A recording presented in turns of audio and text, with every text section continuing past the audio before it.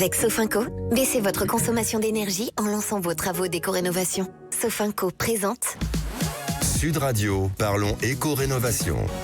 Avec notre ami Laurent Permas qui est avec nous, directeur éco-transition chez Sofinco, notre super Laurent et bien sûr Grégoire Darico. Et oui, rebonjour à toutes et à tous. On en parle beaucoup en ce moment. Les fraudes à la rénovation énergétique explosent entre démarchage agressif, faux conseillers, aides fictives. Avec moi donc Laurent Permas. Bonjour Laurent. Bonjour Grégoire. Allez Laurent, est-ce que le phénomène est vraiment en hausse ?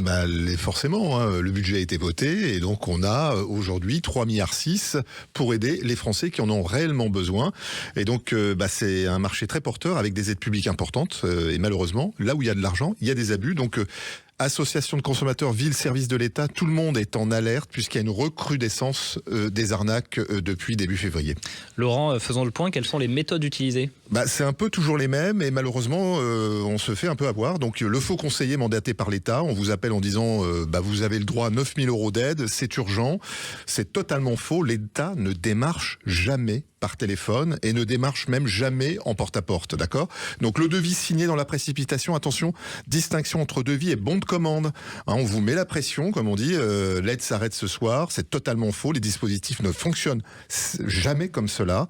Et puis on a aussi les travaux inutiles ou surdimensionnés, alors ça c'est plus insidieux, on installe une pompe à chaleur avec dans une maison non isolée, résultat facture élevée, performance médiocre, et on se retrouve en fait avec beaucoup plus d'argent à payer. Le surpassion de l'identité, certains escrocs utilisent les logos officiels pour assurer. Bon Laurent, comment est-ce qu'on fait pour repérer une arnaque ?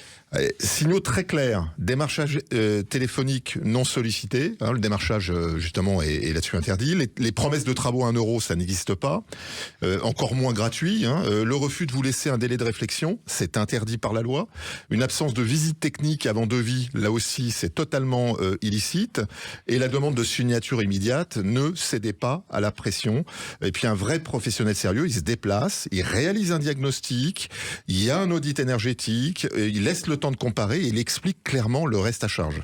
Quels sont les bons réflexes du coup qu'on doit avoir, mon cher Laurent ? C'est un peu ce que j'ai dit, c'est ne jamais signer sous pression. Vous avez des délais légaux.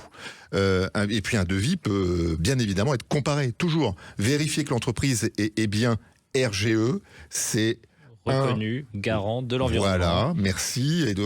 Et puis vérifiez justement vous-même sur le site officiel, ne jamais verser d'acompte disproportionné. Les 80%, c'est pas du tout raisonnable et c'est pas non plus légal. Ne jamais transmettre ses documents fiscaux par téléphone et encore moins sa carte bleue, les avis d'imposition, les pièces d'identité. C'est vraiment, faut être très prudent. Et puis on passe par les canaux officiels. Ils existent. France Rénov, 600 agences, espace conseil, la mairie, appelez-la. Ne faites jamais, en tout cas, n'oubliez jamais de faire appel à l'État là-dessus. Alors Laurent, est-ce qu'on peut donner un exemple concret à nos auditeurs ? Très vite, un couple qui est contacté pour une pompe à chaleur, soi-disant entièrement financée. Déjà, c'est louche. Le devis a été 18 000 €, aide promise 15 000 €, le reste à charge annoncé 0. Il n'y a pas de reste à charge. Et donc, en réalité, en fait, les aides étaient totalement surestimées. Les primes énergie, elles sont pas garanties. En plus, le résultat, plusieurs milliers d'euros à payer. Une simple vérification préalable aurait évité, en fait, le problème. Que faire si, par exemple, on a déjà signé un devis ? Il existe un délai légal de rétractation de 14 jours pour un démarchage à domicile. Donc ça, c'est la loi. On contacte immédiatement une association de consommateurs.